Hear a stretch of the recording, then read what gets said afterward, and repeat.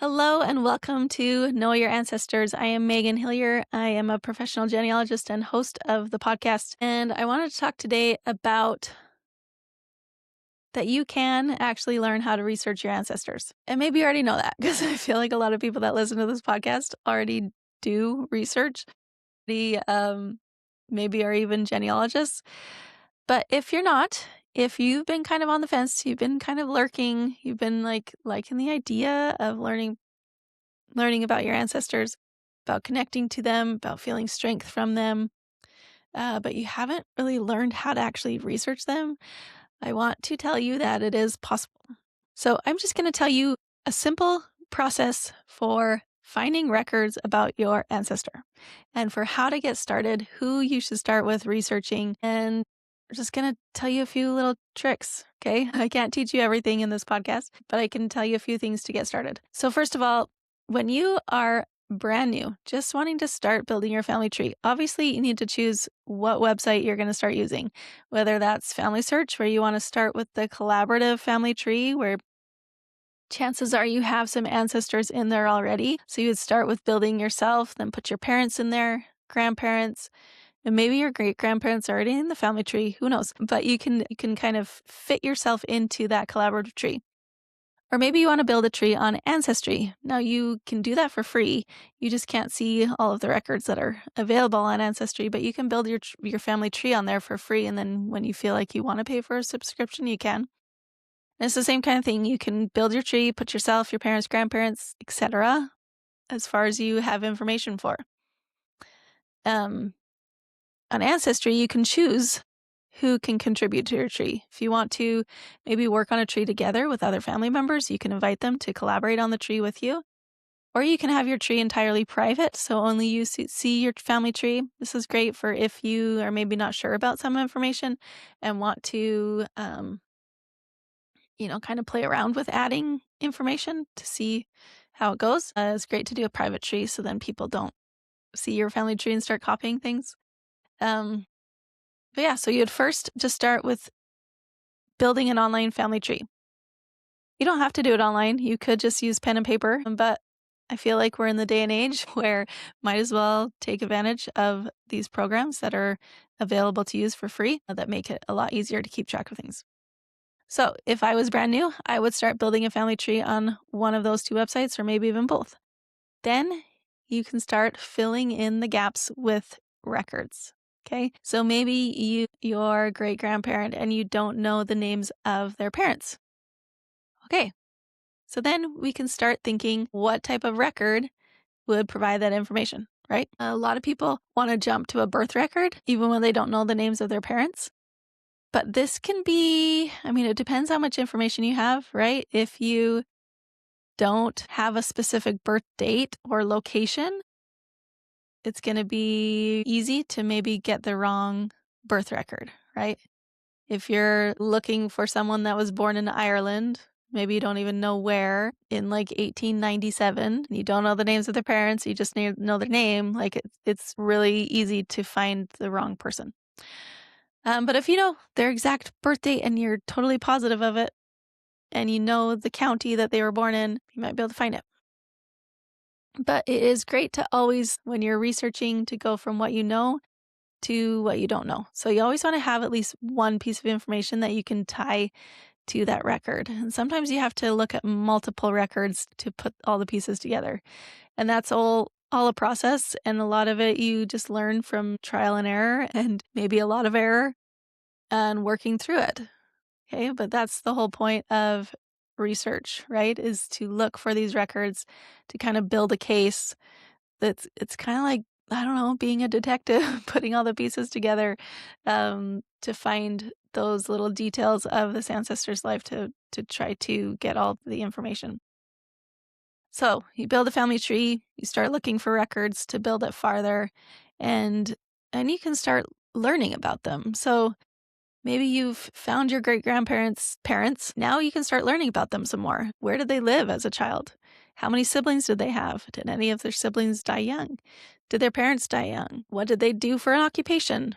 How old were they when they got married? Did they move somewhere at some point in their life? How many children did they have? Did any of their children die young? all of these things we can learn from records, from looking for census records to find out where they lived and to find all the names of their children. Looking at birth and death records to see how old their children were when they passed away or their spouse, to even see cause of death, to see their occupation on census records. Like there's just so much that you can learn from these records, and that can help you feel connected to your lineage. I think there's a lot of people that want that want to feel connected, that want to know where their family comes from, but they feel this big wall. They feel like it's too hard and too scary and they're going to do it wrong, but there's a way. So I want to give you one tool, and then I'm going to talk about the other tool that you can pay for. The first tool is the Family Search Research Wiki. So someone I was just talking with on Instagram the other day, they said that it's too hard for them to learn how to research their family because they're from Cuba and it's too hard. And I was like, have you looked at the Family Search Research Wiki? Because it can tell you what records are available for Cuba. And they're like, no, I've never even heard of that before. So I didn't look at what is available in Cuba. I did send her the link to the Research Wiki page. But the point being is that sometimes we just assume it's too hard, but it doesn't have to be. And if you really do want to learn, you can. And you can learn using the Family Search Research Wiki. Now, it's not completely user-friendly necessarily, but I am going to share my screen actually. And if you want to watch this on YouTube, you can. Right. Because I think it's just easier to see. Okay, so if you go to familysearch.org, you don't even have to have an account. You can just click here on search and then research wiki. And this is like a Wikipedia for genealogy. It has thousands, look at this, 156,000 articles. That's gone up so much in the last few years. And all of these articles are about researching in different locations around the world. So you can see all of these locations here. There is this guided research here that maybe I'll show you that. So you can look at all those locations, go to like North America. Let's just look at Cuba. And this gives you all this information about genealogy in Cuba. There's not much, but you can look on here. Is there census records? And it can tell you what there is, which again is not much, but there is some indexes to 1900 census, and maybe there's church records. Anyways, any location you can click and see what's available. Some locations, obviously, there's going to be more than others, but there is some records here for Cuba, right? Not a lot in the 1800s. Oh, maybe. Anyways, okay, so that's what you can do there. But I'm going to show you this really cool tool that, again, is not perfect, but it can at least give you an idea of how genealogy research works. So here we have this Jumpstart Your Research little box here. If you click here on guided research, it will kind of guide you through the process. Now, it's not available for all countries. It lists all the countries that it has this available for here.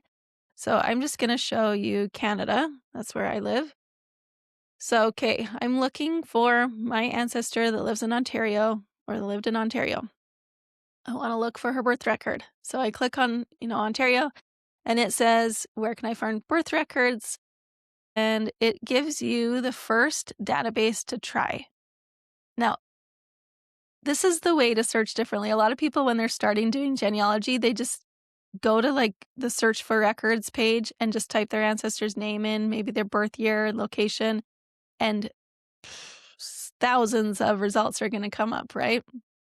It's better to find where those records actually are kept and the time period and search that specific database. So that's what this guided research here on the Family Search Research Wiki is doing. So birth, we're going to start here. This is for 1832 to 1914. If she was born in that range, this is the best place to look first. So we're going to look here, and then we can type their information in and see what shows up. Now, this is an ancestry database, so you'd obviously need an ancestry account to search for this. But if you can't find them in this database, then it says, try this one. And this is one from Family Search, so that's free to try. So maybe if you don't have ancestry, you can try this first. Then it also tells you what else to try, additional online resources, substitute records, and gives you tips for improving searching, finding your time of origin, research help. And maybe you want to look for marriages, so then it has the same kind of thing. You try this one first. If they don't exist there, try this one. Okay? Or the death, the same kind of thing. Okay?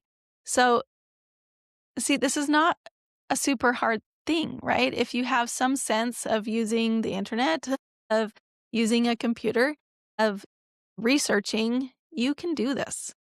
Okay? The other part of the research wiki that is helpful is just to understand what records were kept at that location and time period. So that is what you can do here. So if I go to Canada again and go to Ontario, it can give me information about vital records. Okay. If I'm wanting to find her birth, what can I learn about that? So I can go over here, click on vital records. That's the birth, marriage, and death records that are kept by the government. And it gives me links to all of these, but maybe I just want to learn about it. Okay. So it can say the practice of recording civil vital statistics developed slowly in Ontario, except for some marriage records reported by justices of the peace. Nearly all of the vital records created before the 1st of July, 1869 came from church records. Okay, so before 1869, only marriages were recorded by civil authorities. Births and deaths in Ontario were not recorded until 1869. So if I have an ancestor that was born in 1868, I'm going to have to rely on church records, not on a civil birth record. Okay. So you can see, you can learn about this and become an expert in where your ancestor lived and know what records there were and how you can find them.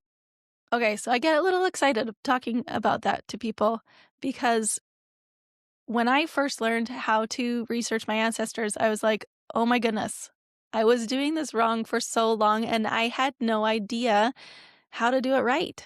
I had to take university classes to learn how to actually research my ancestors because whenever I would try to learn, I was just overwhelmed. There wasn't instruction, and you would maybe watch a little class here about something, but it wasn't like a cohesive understanding of how this works, of how you can actually find records about your ancestors. Maybe you're a little nerdy like me and you've been trying and it's been frustrating.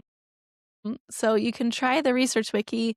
That can maybe help you out. But if you do want some more guidance and like a step-by-step process and an understanding of records, talking about like primary sources versus secondary sources and original versus derivative records, I talk about that in my online course called Family Tree Foundations. Now, I just changed the name of the course because I wanted it to better explain what it is.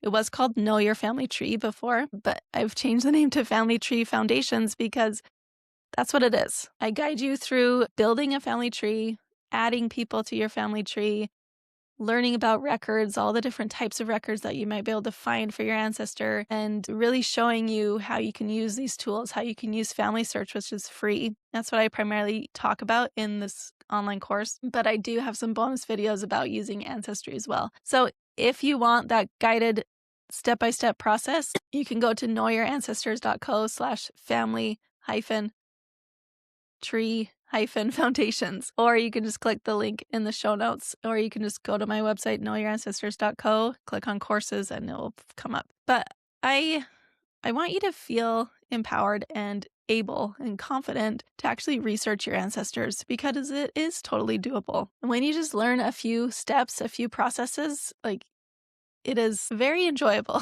to find records about your ancestors. And if you are just starting, this is a great course to get started with so that you don't. A lot of people, when they start, they just copy other people's family trees and they later on find out that they shouldn't have copied that was wrong.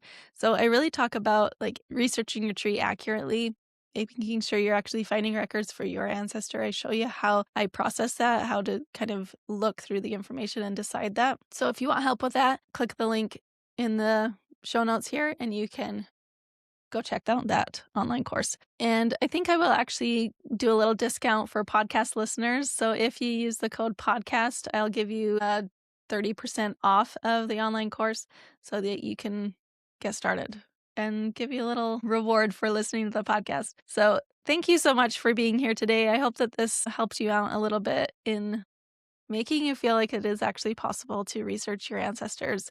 It is easier now than ever to find records about your ancestors, and that is just the beginning.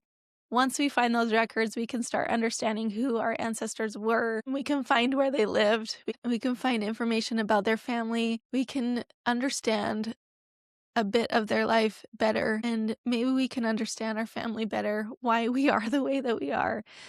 And I hope that you take the opportunity to try that out. Thank you so much for being here today, and we will see you next week with another episode.